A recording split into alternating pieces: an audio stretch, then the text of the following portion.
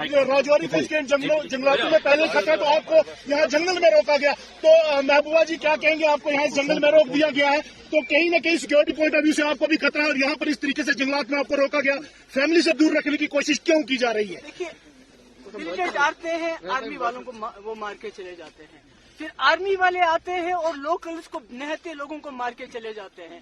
Ravindra Raina BJP का president यहाँ आ सकता है, नेशनल कॉन्फ्रेंस की लीडर आ सकती है, मगर हमें कहते हैं यहाँ खतरा है। तो मुझे तो लगता है सबसे बड़ा खतरा तो यही लोग हैं हमारे लिए। ये तो चाहते ही नहीं कि हम उन फैमिलीज के पास जाएं, उनके जख्मों पे मरहम रख सके। ये तो कुछ ना कुछ छुपाना चाहते हैं। इसका मतलब है वहाँ कुछ और भी है जिसको ये छुपाना चाहते हैं, बताना नहीं चाहते हैं। ये कैसे चलेगा?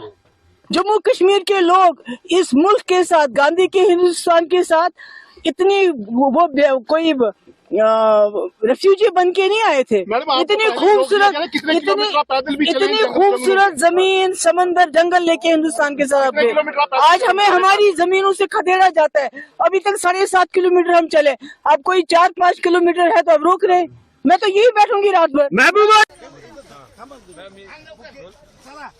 मैम, ये जन आक्रोश जो रैली है वो किस लिए है, क्या वजह है? ये जो केंद्र सरकार की जो योजना है वो पूरी किसानों के खिलाफ है। और आज आप देख रहे हैं प्याज का हमारा जो किसान है वो मेहनत करना चाहता है, मेहनत कर रहा है, लेकिन उसको जो पैसा मिलना चाहिए वो नहीं मिल रहा है। आज 1 रुपए में प्याज बिक रहा है और उसका बहुत नुकसान हो रहा है।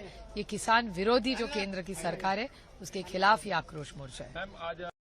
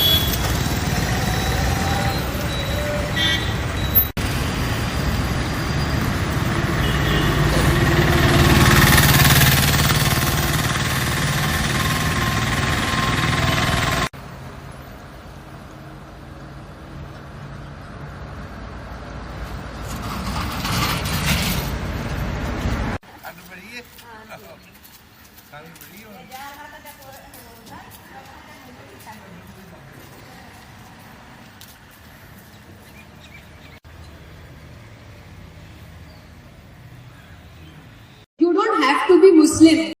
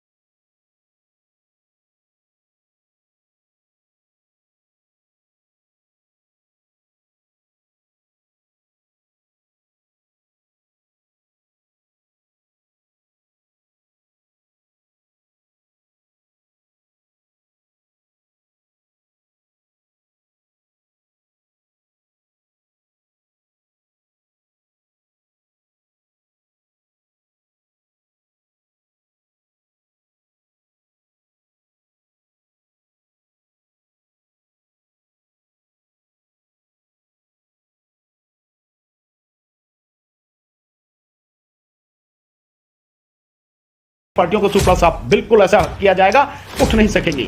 और मोदी जी तो जब अपने कार्यकर्ताओं को संबोधित कर रहे हैं तो कह रहे हैं भैया इस बार तो सारी सीटें भी जीतेंगे। आप नहीं समझ सकते, सारी सीटों पर जीतने का घमंड, दंभ, जिस व्यक्ति को, जिस पार्टी को 15 से 20% जो उनके भक्त हैं उनके अलावा कोई भी पसंद नहीं करता, वो दावा कर रहे हैं कि जो सारी सीटें जीतेंगे। इसी से पता लगती है कि उन्हें मालूम है कि ईवीएम अपने हाथ में, इलेक्शन कमीशन उनकी जेब में है, जैसा चाहेंगे हो जाएगा, जितनी चाहेंगे सीट जीत के आ जाए। इलेक्शन कमीशन लोगों को डराने की कोशिश कर रहा है। इलेक्शन कमीशन को यह कहने की बजाय कि लोगों को आप हैक करके दिखाइए नहीं तो नोटिस भेजेंगे, इलेक्शन कमीशन को शर्म आनी चाहिए और इलेक्शन कमीशन को कहना चाहिए कि लोगों के मन में जो सवाल है इस बार हम इनको खत्म कर देंगे और चुनाव जो है हम बैलेट पेपर से कराएंगे और पूरी तरह से स्वतंत्र, निष्पक्ष, पारदर्शी कराएंगे। इतना पारदर्शी जैसा कभी हुआ नहीं, टी शेषन साहब के जमाने में भी नहीं हुआ, ऐसा करके दिखाएंगे।